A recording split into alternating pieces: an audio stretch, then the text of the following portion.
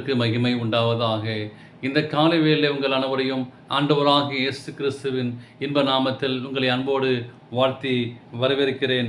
சங்கீதம் 37:4 வாசிக்கிறோம்.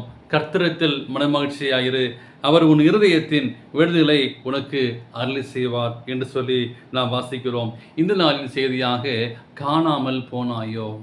ஆண்டவர் இந்த உலகத்திலே அநேகர் காணாமல் போய்விக்கிறார்கள், தேவனை விட்டு விலகி சென்றுக்கிறார்கள்.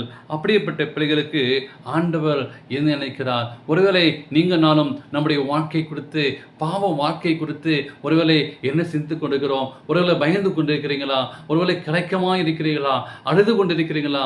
ஐயோ ஆண்டவர் என்ன நினைப்பார் என்று சொல்லி நீங்கள் கவலைப்படுறீங்களா?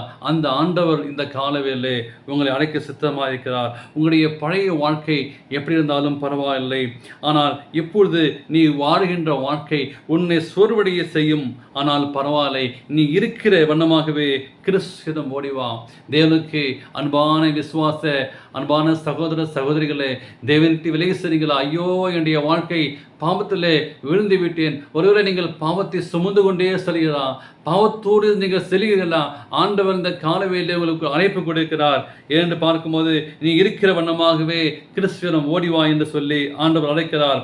பலவீனம் இருந்தாலும் சரி பரவாயில்லை, ஆதரவற்றவாய் இருந்தாலும் சரி, உன்னை தூரத்திலே அடையாளம் கண்டு தமது நீதியின் ஆடையால் உன்னை அலங்கரிக்கத்தக்கதாக தேவன் காத்து கொண்டிருக்கிறார். உன்னுடைய வஸ்திரம் எப்படிப்பட்ட அழுக்கான வஸ்திரமாக இருந்தாலும் சரி, ஆண்டவர் அதை சீர்படுத்தி அதை சுத்தமாக்கி தன்னுடைய இயேசு கிறிஸ்து இரத்தத்தால் அதை சுத்திகரித்து உங்களை சுத்தமாக்கி கொள்ள இந்த காலவேளை அந்த இரக்கமுள்ள தேவன் உங்களுக்கு அழைப்பு கொடுக்கிறார். அன்பான விசுவாச பிள்ளைகளே, இந்த சத்தியத்திற்கு நீங்கள் விலகி சென்றீங்களா?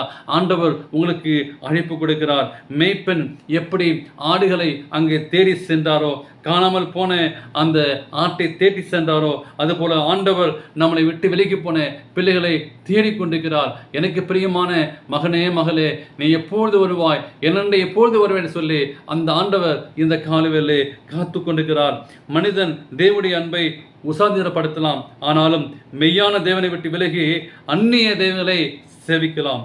ஆனாலும் அந்த தகப்பன் தன்னுடைய பிள்ளைகளை சேர்த்துக் கொள்வதற்காக ஏங்கி நிற்கிறார், காத்து கொண்டிருக்கிறார். அன்பான விசுவாச பிள்ளை, நீங்க ஓடி வாங்க. ஐயோ நான் சபையை விட்டு போயிட்டேனே, சபையை விட்டு தூரமா போயிட்டேனே சொல்லி நீங்க அழைச்சிருக்கிறீங்களா? இன்னைக்கு ஆண்டவங்களோடு பேசுகிறார். இந்த காலவேளை பிரியமான குடும்ப தலைவரே, குடும்ப தலைவையே, உங்களோடு ஆண்டவர் பேசிக்கொண்டிருக்கிறார். எப்படி கிறிஸ்துவை விட்டு விலகி சென்ற பிள்ளைகள் மீண்டுமாய் அவரிடம் வர வேண்டும் என்ற வாஞ்சியோடு பரலோகம் முழுவதுமாய் அங்கே காத்து கொண்டிருக்கிறது. உண்மையான தம்முடைய பிள்ளைகள் சாத்தானுடைய அந்த வஞ்சக வலையிலே விழுந்து போகக்கூடாது என்று சொல்லி ஆண்டவர் அங்கே காத்து கொண்டிருக்கிறார். அந்த மகிமையின் தூதரை அங்கே அனுப்பி கொண்டிருக்கிறார். ஒவ்வொரு நாளும் அந்த பிள்ளைகளை பாதுகாக்க ஆண்டவர் தேவ தூதரை அனுப்பி அங்கே தட்டி எழுப்புகிறார். அங்கே ஆவியாளர் எழுப்பி உங்களை உற்சாகப்படுத்துகிறார். தேவனுக்கு பிரியமான பிள்ளைகளே, இந்த காலவேளையிலே ஒப்பு கொடுப்புங்கள். ஆண்டவரே, நான் காணாமல் போன ஆண்டவரே, மீண்டுமாய் உடைய சமூகத்திலே நான் தேடி வந்தப்பா. தேடி வந்த தேவன் உங்களை அழைக்கிறார். இந்த காலவேளையிலே ஒப்பு கொடுப்பீங்களா? ஆண்டவர் உங்களை நேசிக்கிறார். அப்படி ஆசீர்வாதத்தை பெற்றுக்கொள்ள தேவன் கிருபை செய்வாராக.